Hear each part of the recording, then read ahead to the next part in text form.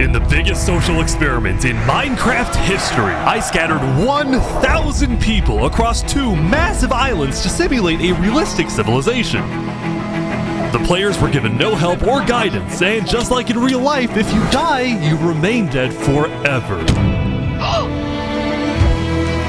Now each player has the freedom to do whatever they want. Farm for food, become a dictator, and build a society. At least as best as they can, because while one island is a rich, green paradise, the other one... You're kidding me. ...is a barren wasteland. It's up to each player to work with what they've got. Will there be peace between the islands, or will there be war? What ended up happening is the single most amazing story arc I've ever seen. All I will say is pick a nation to root for and enjoy the video. I present to you the Rich and Poor 1,000 player civilization experiment. Don't forget, if you want to participate in these videos, join my Discord server, and of course, subscribe to my channel. Alright, we got... What's up, YouTube? Welcome back to a brand new video. It's Fred here, and in today's video, we are reacting to 1,000 players simulate civilization rich and poor. Woo! Let me tell y'all, I've been seeing it everywhere. Everywhere. The hype is insane. I finally decided to check it out for myself. I've heard a lot of stuff happen. This, the hype on it has me on the edge of my seat. Anyways, let me stop yapping and let's see what's really up. 1,000. Good luck, everyone. He said pick a nation to root for, so once I understand. It was the beginning of day 1, and all 1,000 players began to explore their new homes. What is this place? Before the first day, I had made everyone choose randomly between Island 1 and Island 2. And I didn't tell them that one of the islands, the first one, would be a barren wasteland. Hey, you guys having a good time? No. Not There's at all. nothing here. Please tell me where the trees are, bro. I cannot find anything. It didn't take long for the people who chose Island 1 to realize they had made a massive mistake. I hate this place. I hate this place. I hate this place. Players realized that building civilizations on Island 1 would be particularly challenging, and not only because it was empty, but because some parts of it were completely uninhabitable, like the snow biome. Oh no! No, no, no! Help! And right next door, a massive volcano that could erupt at any moment. Ooh, I'm not going down there. This volcano also happens to heat up all the water on the island. Okay. This killed a lot of people. Now, to begin building civilizations, the players needed to find a tree. Please tell me where the trees are, bro. Wood is an essential material, and without it, you really can't do anything. Now, luckily for Island 1, there was one tree on the island, and it was pretty big too. But, of course, it was completely surrounded by boiling water. Of course you'd God, make to their be lives hard. kidding me. Meanwhile, let's go over to Island 2. Fire, V-Man! That way, that way, that way, that way! Little buddy! It's right here, right here, right here, right here! Coming over! A capybara, llama, Paco, every step we bring the heat! Dance with me to catch and speed! What did I stumble upon? What did I just stumble upon? I think I've seen this ad before. Hold up, I gotta listen to it. Catch and speed! Hold tight to me! It's wow, wow, wow, wow! Every step we bring the heat! I've listened to this before.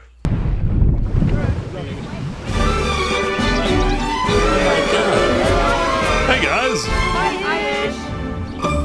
Life on Island 2 was beautiful. The terrain was green, the trees were plentiful, and the water was normal temperature. Open for business.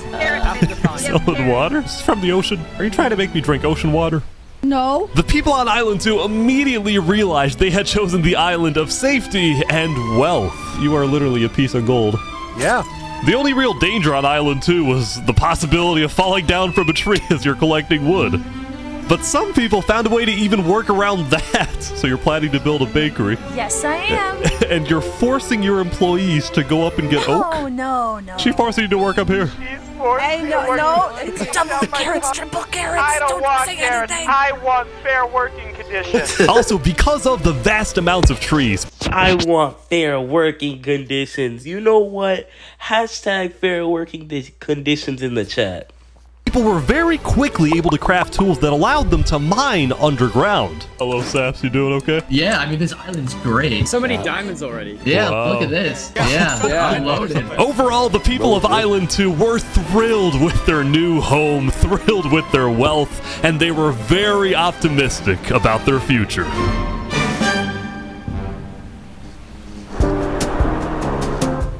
By the end of the first day, players on Island 1 had finally reached the big tree. You realize how high up you are? Oh yeah, no, we're not scared. No? No pain, no gain. Island 1 was still pretty far from having fully fledged civilizations, but there were communities starting to form. For example, this player named Remy the Rat made a small restaurant to feed those who were starving. Remy the Rat, what are you serving them here? It's very popular. Bread? And you could... What the frick? Why? Wait, is this a bread line?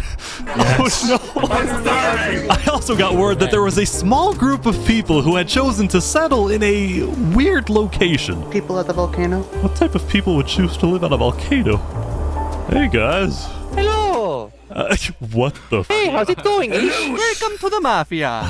This was Lingolini, and he had recruited about 20 people to join his Italian mafia. His goals were very So this is the First Nation, the Linguini Mafia.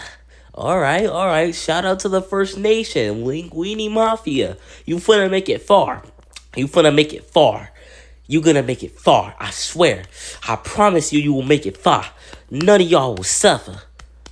All right. Anyways, simple. Make friends and get rich. let's go. Yes, can we tell you a little secret? We found some netherite. Oh, really? Yeah, don't tell anyone though. We're trying to keep it between us. We'll check back in with these guys later, but in the meantime, on Island 2, there were actual huge civilizations starting to form.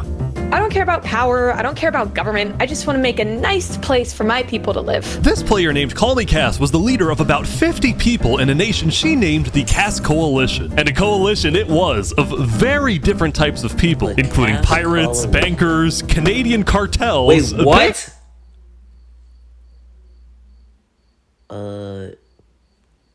Did I hear that right? Hold up. Cass Coalition. And a coalition it was of very different types of people, including pirates, bankers, Canadian cartels, bakery owners. And we're done here. And we're done. That's enough screen time for everyone here. Go ahead and turn off whatever device you're on and go to sleep. And their employees. I want fair working conditions. How much even being paid to work up here? His name's Wood Daddy. People are getting paid? Alright guys, hashtag free working conditions for Wood Daddy. Later in the day, Island 2 would face its first conflict. What the heck? Hey, you guys can't be destroying the beach. Who are you? A group of about 20 people were extracting sand from the shore right next to the Cass Coalition. Cass was obviously not happy about this, but these people didn't care because they were from a much bigger nation called the Commonwealth. We're actually 5 nations combined into one, so we have strength in numbers. The Commonwealth was a massive civilization that was formed on day 1 when 5 distinct groups were close enough to each other that they just decided to come together and unify under one nation. As a result, the Commonwealth had a government with 5 leaders at the top and over 150 citizens. We're going to turn this mountain into our city currently. Ah, okay. The Commonwealth leaders were very ambitious and wanted to make the Commonwealth the most beautiful, the most respected, the most powerful nation on Island 2, even if it came at the expense of others. Overall, by the end of the day, Island 2 was much further ahead than Island 1, as expected. But let's see what happens in the following days. Linguini. Oh snap! Hold up. Okay, so day 1. Ooh, almost half. Ooh, that's dang. the quote-unquote poor people have lost quite a bit of people, but don't worry, we believe in comeback seasons over here on this channel.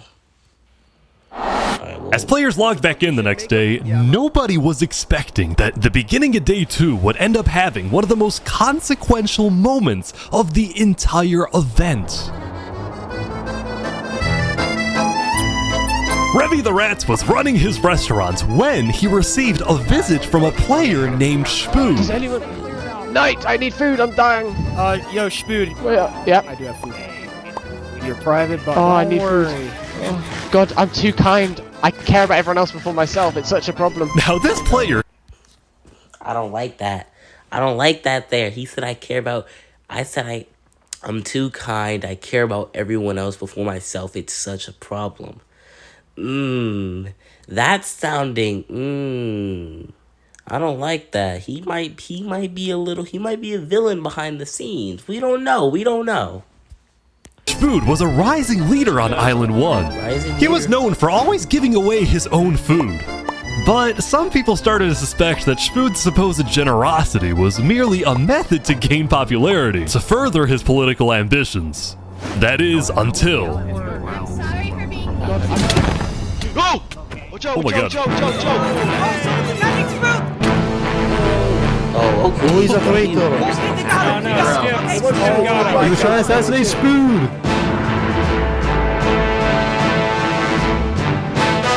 Spood had survived an assassination attempt, which brought him exactly the attention he needed to cement himself as a legend on Island 1. People were drawn to him, and on day 2, Spood used this leverage to establish an empire named Westhelm. The Green Mafia, These people have made... the Caste Coalition, the Commonwealth, and Westhelm. That's 4 nations so far, and we have to choose between... let's do it like this. We pick 2 nations on both sides, alright? And we see which one lives the longest, alright? The Emperor. This right here is going to be our capital. We're also building a massive Colosseum. You mean where people fight to the death? Exactly! Even though the people of Westhelm were still struggling with food and resources, their motivation to succeed was unbelievably high. Earlier, somebody tried to take my life. Someone with this face. But now, he's dead! For the first time, it seemed like the people of Island 1 had hope. The Ballad of Emperor Spoon. Nearly killed by some dude. Island 1 was finally starting to develop civilizations, but not all of them were as motivated as Westhelm. Right next door, for example, was a cult named Nevermore that literally just boxed themselves in and wanted nothing to do with the rest of the world. Okay, I like their like architecture, you know? I like their architecture. But they said called Nevermore. Alright, so we have, I will say, Linguini Mafia, Caste Coalition, Commonwealth, Westhelm, and Nevermore. Alright. Both the Raven, Nevermore. And honestly, these guys weren't wrong to be pessimistic. See, some of the people who chose Island 1 had secretly been hoping that when they finally make it underground, they would find droves of iron and diamonds. But instead, they only found a giant layer of lava that stemmed from the volcano and covered the entire island. This lava layer ended up killing a lot of people. That said, a lot of people weren't necessarily angry at the poor conditions themselves, but more so about the inequality between Island 1 and Island 2. See, even though the 2 islands had a border separating them, preventing anyone from crossing for now, rumors were spreading about the wealth and the amazing environment of Island 2. Because of this, some people on Island 1 were starting to develop some feelings about the other island. Island 2 might be the better island, but we're the better people. Ooh, he said Island 2 might be the better island, but we're the better people. Ooh, I can already sense the drama. environment of Island 2. Because of this, some people on Island 1 were starting to develop some feelings about the other island. Island 2 might be the better island, but we're the better people. Oh. In fact, artists on Island 1 were already making propaganda posters, some of which were rather concerning, including a few creations by our— Don't hog the resources because they will too. Island 1, Island 2. Took 30 hours for some iron. Workers of Island 1 must unite under the unification effort today. Mafia leader, Lingolini. Speaking of Lingolini, there was some drama on the volcano on day 2. Well, this resume is getting seen, just not by who you want. You need a better plan. I just survived an assassination attempt. What? Whoa. Mamma mia, help me, I'm getting chased. Lego likes just take me out of nowhere and I had to run down the mountain. It was becoming a pretty common occurrence on Island 1 for people to try to rob or murder as a means to get food or resources. But Lingolini was not going to let that slide. Well, what are you gonna do about that then? I put the hit out on him. Everybody in the Mafia knows that the Lego likes is an enemy of the Mafia. But then, during our interview... Oh wait, who's coming out over here? There's some people coming down. Oh, those are people from Infernus. They're our allies. Oh, really? Lingolini had decided to share his volcano territory with a larger group called Infernus, whose main goal was to preserve and protect the sacred land of the volcano. I spoke with the leader, a player named Seneca, who described herself as the Queen of Infernus. We are a nation of the flame. We have to treat the volcano with the respect it deserves, and we hope we can work with Lingolini to do just that. Seneca and Lingolini agreed to protect each other in case of an invasion, and use the volcano's height and flowing lava to their advantage. If anybody tries to attack us, we'll kick them out like a Koopa shell. Let's go. Now, speaking of invasions, on day 2, the Cass Coalition was approached by an army of boats. Crap. Guys, I think we're under attack. It looked like for some reason the Commonwealth was coming to attack. No, we can't fight this. We gotta run. Get everyone out. Get everyone out. But after a few moments of panic, it turned out to be just a group of immigrants who had gotten lost. We are not here to invade, I swear. Oh, I got not here to invade you, we promise. So seems like why are y'all here? It's you mother. But I didn't do anything. I just followed You them. brought them all. I didn't do anything. Okay. Here to invade you, we promise. So seems like why are y'all here? It's you mother. But I didn't do anything. I just followed them. Like the crash out. He said, "It's you, mother." Them all. You didn't do anything. The leader of the migrants, a player named 3 Below Zero, profusely apologized for the scare, and then the migrants took off. What's going on, Cass? I know they didn't mean to do that. I'm telling my people not to worry. Glad to hear. Profusely apologized for the scare, and then the migrants took off. What's going on, Cass? I know they didn't mean to do that. I'm telling my people not to worry. Glad to hear. Now, on day 2, players had finally realized that Island 2 was not technically an island at all, but an archipelago, or chain of islands. The northern island was an optimal place to settle, with open fields, trees, and wildlife. So naturally it had the biggest civilizations, including the Commonwealth, the Cass Coalition, and a huge kingdom named Tricolor, ruled by a... Tricolor. Okay, so... let's see if I can memorize this. We have Linguini Mafia, Cass Coalition, Commonwealth, West Helm, Nevermore. And then it is... oh, no. Nevermore. Then it is Infernus. And then finally, Tricolor. That's 7 nations. Monarch named Jofiel. The red stands for the underground, the green for plains, and the blue for the coast. The center island, meanwhile, had pink cherry blossom trees and was the home of a small nation called Barbie Land. Oh my god, that's 8 nations with one of them being called Barbie Land. Are we serious? Alright. What is this? Life in plastic? Oh god. It's fantastic. Oh and my lastly, the southern god. Somebody get this loser out of here. Was big, but also extremely dense, flooded with jungles and swamps. As a result, nobody really wanted to stay there, although I did find one person. Saps, what is this? Can't you tell? This is my vacation home. How's this a vacation home? I don't see any lawn chairs or furniture. There's no roof. Hold your horses there, cowboy. It's not done yet. Saps was one of the few players who chose not to join any civilizations because he didn't want to get dragged into politics and drama. Still, he made lots of friends across Island 2, his best friend Flux actually being the second in command of the migrant group. Speaking of, 3 Below Zero and the migrants had finally reached their destination all the way up north. Now, other than accidentally invading the Cast Coalition, these guys seemed pretty insignificant. But little did people know, this new civilization was about to change the entire world.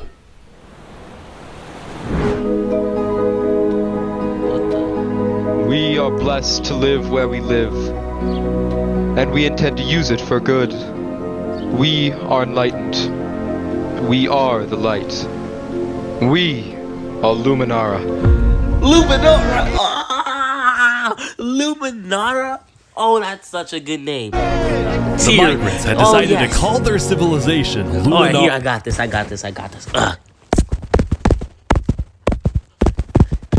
We have the Linguini Mafia. We have Cast Coalition. We have Commonwealth. We have West Helm, Nevermore, Infernus. We have Tricolor, Barbie Land. We have Luminara. What you gonna call it? Luminara. They saw themselves as the light of Island 2, the innovators, the inventors. See, the reason 3 Below Zero had chosen this specific location to settle, well, it wasn't by accident. After the first day, 3 Below Zero had used content and propaganda released by the people of Island 1 to estimate the location of the other island. He then used a coordinate system to calculate the northernmost point of Island 2. What the? His goal was to settle as closely as possible to the... Okay, I think he's taking the game a bit too seriously. You know what? I think he's taking it a bit too seriously.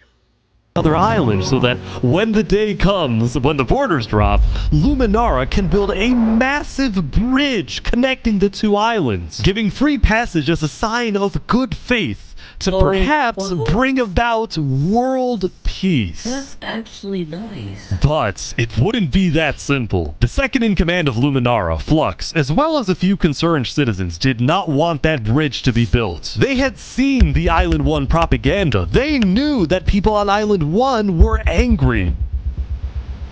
Their fear was that Island 1 would just use that bridge as an opportunity to invade Luminara and perhaps invade the rest of Island 2, leading to a world war.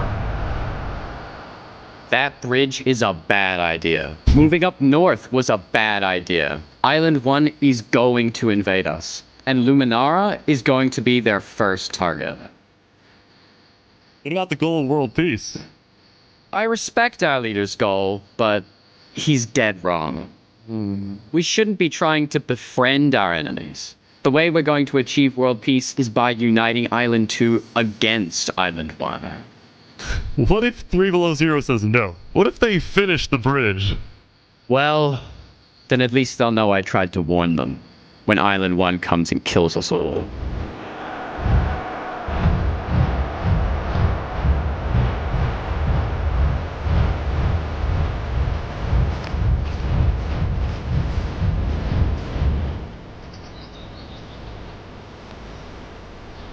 As Day 2 came to an end, tensions were rising, both within nations and between islands, leaving people worried about what's going to happen next.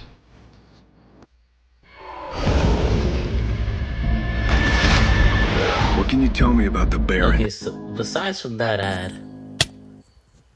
Ooh. That's a lot. Anyways, besides from that, I think that's where we're going to end it off here. I think we're going to watch 2 days every single episode. So tomorrow we'll watch day 3 and 4, then 5 and 6, 7 and 8, and then 9 and 10. Because there's a total of 10 days. And then we'll watch, we'll watch 9 and 10 plus the epilogue. So, thank you all so much for watching. This is Fredbear. We were reacting to Ish 1000 players simulate rich versus poor civilization experiments. Consider subscribing to our boy Ish. He seems like the GOAT. And we'll see you all next time. Peace